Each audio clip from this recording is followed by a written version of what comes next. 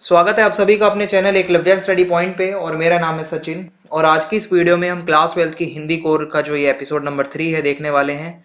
Episode number 2 जो है combined episode था कोर और इलेक्टिव दोनों के लिए, जिसमें हमने अभिव्यक्ति माध्यम के कुछ क्वेश्चंस देखे थे। तो इस पूरी सीरीज में आपको बहुत महत्वपूर्ण प्रश्न मिलने वाले हैं। तो चलिए वीडियो को स्टार्ट करते हैं। आप इंस्टाग्राम पे मुझे अपने आंसर्स भेज पाओगे, होमवर्क जो भी आपको मैं बताता हूँ। इसके अलावा कोई डाउट हो तो आप मुझे बता सकते हैं। मेरा यूज़र नेम आप सभी के सामने लिखा हुआ है। टेलीग्राम ग्रुप अगर आप ज्वाइन करना चाहते हो तो क्लास 12 ESP न्यू ग्रुप आपको सर्च मारना है और आप ज्वाइन हो पाओगे हमारे ग्रुप के अंदर।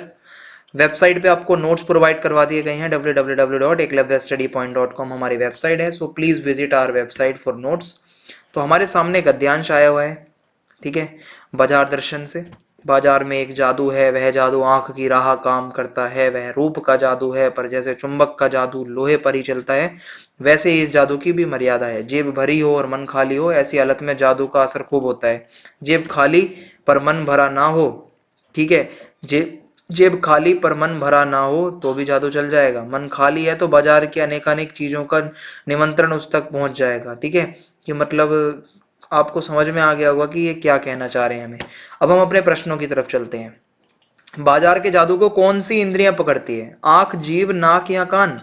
तो हमारी आंख पकड़ती है। जब बाजार में जाते हैं तो अट्रैक्शन हमें आंखों से होता है। ठीक है, अब उसके बाद है बाजार के जादू की तुलना किससे की गई है? लोहे से, चांदी से, सोने से या चुंबक से? यस, ऑब्वियसली ऑप्शन डी सही होगा, चुंबक।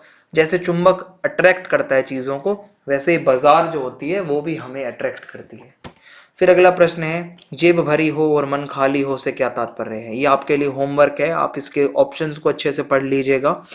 गद्यांश को अच्छे से पढ़ लेना जो इसका दिया हुआ है कि जेब भरी हो और मन खाली हो, इसका क्या मतलब होता है? कोई वस्तु खरीदने की इच्छा ना होना, वस्तु खरीदने के लिए पैसे ना होना, अनावश्यक वस्तुओं को खरीदना, या केवल आवश्यकता की वस्तुएं ही खरीदना। तो ये आपके लिए होमवर्क है। होमवर्क आपको मैं बहुत सारा दूंगा भाई, पहले बता रहा हूँ, क्योंकि आपकी भी प्रैक्टिस देखनी होती है। आप मुझे भेज सकते हो इंस्टाग्राम पे, जैसे टाइम मिलेगा आपको बता दिया जाएगा। जादू का प्रभाव समाप्त होने पर क्या अनुभव होता है? जब जादू का प्रभाव समाप्त हो जाता है, ठीक है, जिस जादू में हम बहुत सारी चीजें खरीद लेते हैं जो हमारी जरूरत की भी नहीं होती, तो ऐसे में क्या होता है? आकर्षित होकर खरीदी गई वस्तुएं जीवन में विशेष महत्व रखती हैं।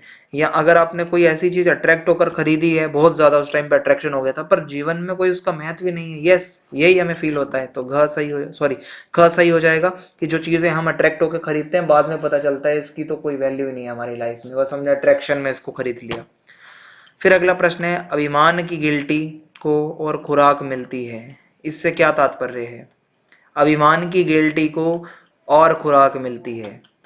धनी होने का दिखावा करना, अहंकार में वृद्धि करना, क और ख दोनों या कोई नहीं। तो इसमें ग सही होगा, यानी कि कहीं ना कहीं क और ख दोनों सही हैं। धनी होने का दिखावा करना, ठीक है, अहंकार में वृद्धि करना, ये इसका सही आंसर है, यानी कि क और ख दोनों, इट मीन्स ग। अब आगे है हमारे सामने, दिन जल्दी जल्दी ढलता है, गीत में घोंसलों से झांक रहे बच्चों का ध्यान चिड़िया के परों में क्या भरता है? ठीक है, चिड़िया के परों में क्या भरता है? ये आपके लिए होमवर्क है। व्याकुलता भरता है, शिथिलता भरता है, चंचलता भरता है या विहलता भरता है? तो आप इसको अच्छे से समझिए और उसके बाद आप मुझे बताना।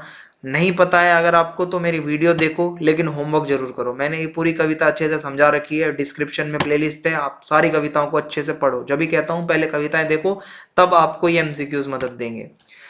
अब आगे है, कवि ने गरीबी को कैसा बताया है?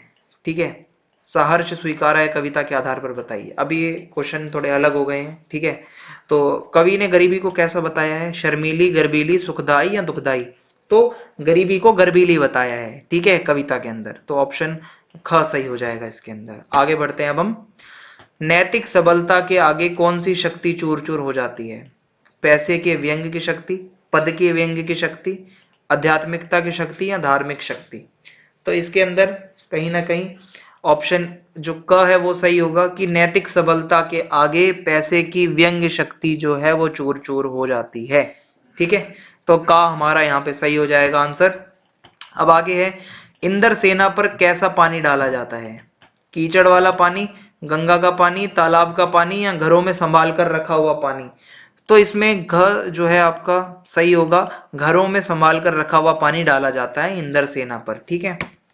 अब उसके आगे है, महादेवी वर्मा ने भगतिन के सेवक धर्म की तुलना किससे करी, ठीक है। भगतिन जो है वो किसकी तरह सेवा करती थी, राम से तुलना करी उनकी, या हनुमान से, लक्ष्मण से, या भरत से। तो उनकी तुलना जो करी गई वो हनुमान जी से करी गई, तो ख सही हो जाएगा यहाँ पे।